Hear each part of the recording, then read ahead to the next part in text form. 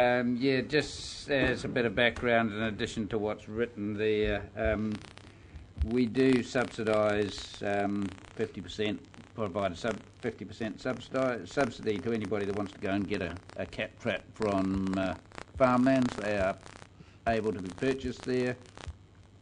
We do have a number that we lend out, but that is on the basis that the people that do catch the traps dispose of them humanely in some way, and many aren't very willing to do that. Really, for urban inquiries, it is either the territorial local authority in terms of their animal control or SPCA. But you know, this is an issue that is being debated more and more around New Zealand. We have, over the last several years, 3 years, been working to identify the best way of controlling cats and determining the outcome of what we're actually achieving because of that. And certainly this can be further discussed as part of our regional pest management strategy review, or plan review, should I say, that Council agreed at the last Environment and Services Committee to establish a working group to progress that process. Can I ask a question on that? The submitter talked about the possum control, and until we got serious on it, we didn't get anywhere. I think it was some terminology similar to that, even though he's been part of the process for years. But actually it wasn't that at all. It was the fact that we got serious by using new technologies and taking a new approach. And my question is, this is not just $2.50 a hectare and we're hitting and hoping. We're actually using all the technology available to us, which is quite different today than it was even 5 years ago. Yeah. And I guess what I'm interested in is at this quantum in this trial, there is a very good chance of knocking all these other predators, including cats, to a very low level. Am I on the right track there? Yeah, yes, you are, and I agree with that. But just a little bit of history prior to Council getting into the possum control area program, which we're now familiar with, and has pretty well achieved the goal of having low possum numbers throughout New Zealand throughout Hawke's Bay on productive land. Council was focusing possum control in specific areas and then finding that we could not maintain them if we wanted to do new areas. So people paying rates were actually getting a very varied degree of service throughout Hawke's Bay, and the possum control area program really addressed that. Everybody had the same opportunity for the rates they paid, and it is recognised as being a very successful program throughout Hawke's Bay. The cat program, killing cats, feral cats should I say, all very good, but unless we have a sort of plan to actually achieve specific outcomes and monitoring and measuring what we're actually achieving, it's very difficult to justify the significant costs associated with that, and there will be significant costs.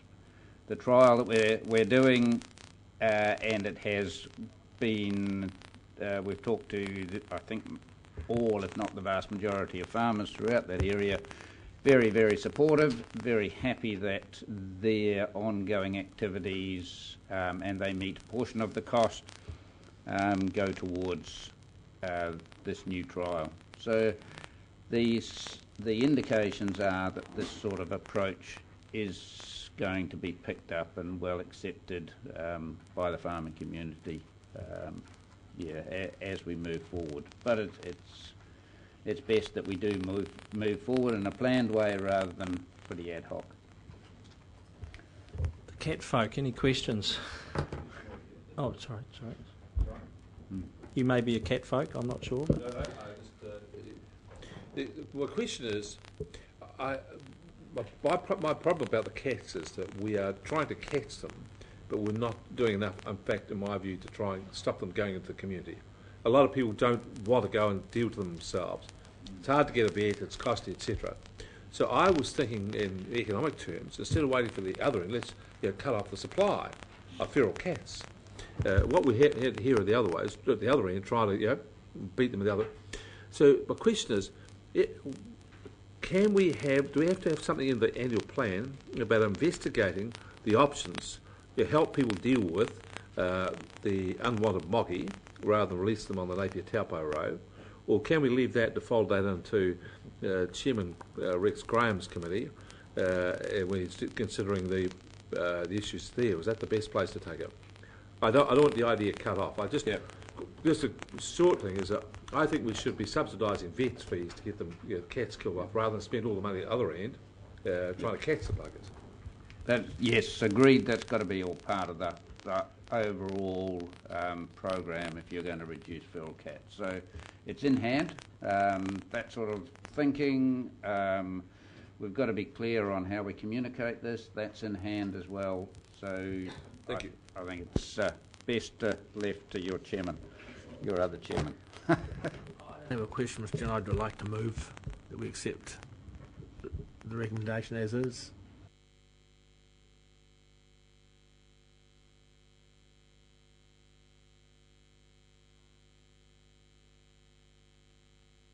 Comments. The cat thing needs working up. Yeah. I want to talk to that. So. Yeah, sure. So you're happy to move? Yep. So we've got a mover. We've got another cat killer on the table over there somewhere, or there's one here. Seconder. Moved.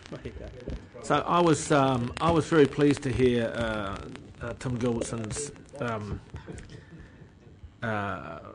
submission to us.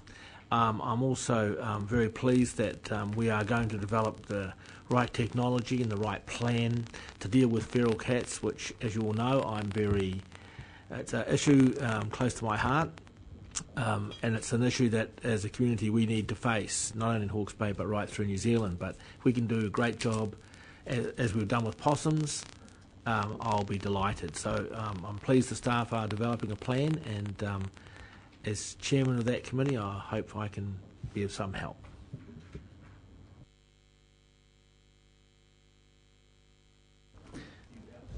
Pretty wise.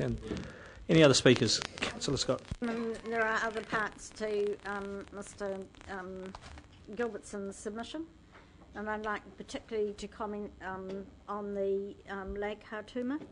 Lake Hautuma used to be one of our priority wetland areas for protection. This council put a considerable amount of time, energy and money into trying to improve the condition of that lake. They're blocked at every turn by a number of factors, not least being the landowners and the Māori Protection Agency, and subsequently decided that the best bang for the ratepayers' buck was concentrating on council-owned wetlands and then responding to the other wetlands as the community put forward proposals. And that's been what has been done ever since, and I hope that that information be reconveyed to Mr Gilbertson. And it will be. No other speakers? Put the motion, then all those in favour please say aye. Contrary, no. Carried. Page 17. Mr. Wairoa Chairman, Young Achievers Trust. we thought we might get to the point now where we consider all the funding requests en masse. Mr Drury has got some slides to put up which just show the various requests so that you can get a good overall picture of what's been asked for. So, Thank you. sorry. Isn't an instance like this just so straightforward that we can deal with it? TA responsibility, not ours. Oh, through you, Mr Chairman, I thought, with your indulgence, a possible approach is to put up the request for additional funding, and there's 5 of them that we could find, and also to put up a further PowerPoint of the targeted assistance that we've currently got in the annual plan, so as you can have a look at what we've got in the annual plan and what people would like to be I think we put should into do the that annual plan first. as an extra, and you can either take one out and put another in, or indeed if you increase the amount of target assistance and grants, then it will have an impact on funding.